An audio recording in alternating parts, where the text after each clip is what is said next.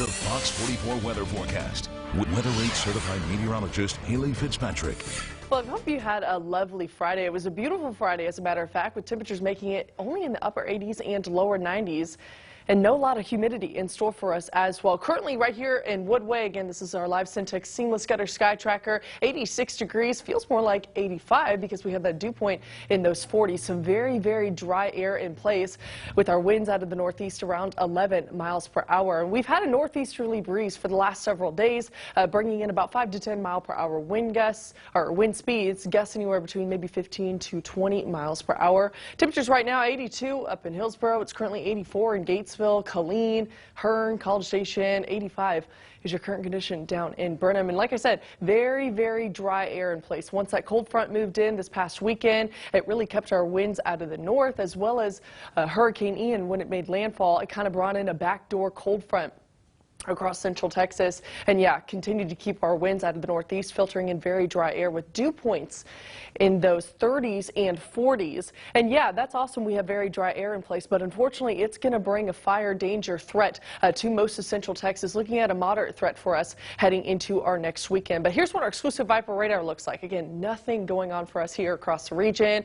There's now post-tropical cyclone Ian, currently just churning away over on the east coast, but yeah, that's going to stay far away from Texas, and we're going to continue to see conditions like this heading into the weekend and into our next work week.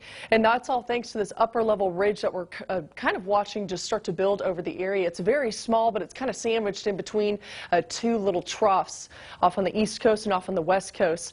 And it's going to kind of remain pretty stagnant with us heading into the weekend and next week, keeping those very nice conditions, very pleasant conditions, and drier air in store for us. But Friday night football is tonight. If you have any plans, once that sun goes down, those temperatures are going to drop fairly nice, with temperatures falling into the 70s by halftime, upper 70s, upper 60s by the time you make it towards your drive home. So a very nice night in store for us if you're headed out for any high school football games across central Texas. By midnight tonight, once again, temperatures dropping into those 60s and 50s.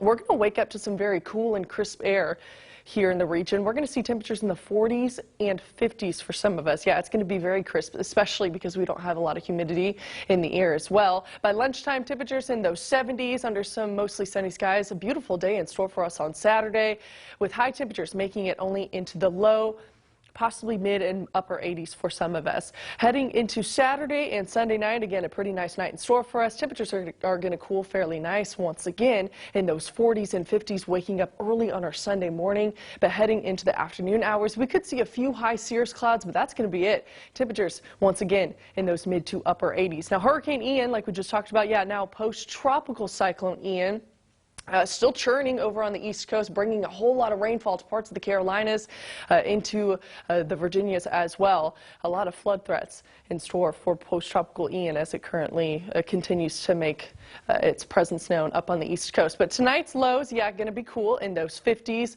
Tomorrow, Oklahoma State plays Baylor at McLean Stadium. We're going to see those temperatures in those 80s by kickoff, halftime, even in the fourth quarter. A really, really great game day in store for us with a high, I'm going, of 87 degrees right here in Waco. Your long-range 10-day forecast looks like this, brought to you by Family RV.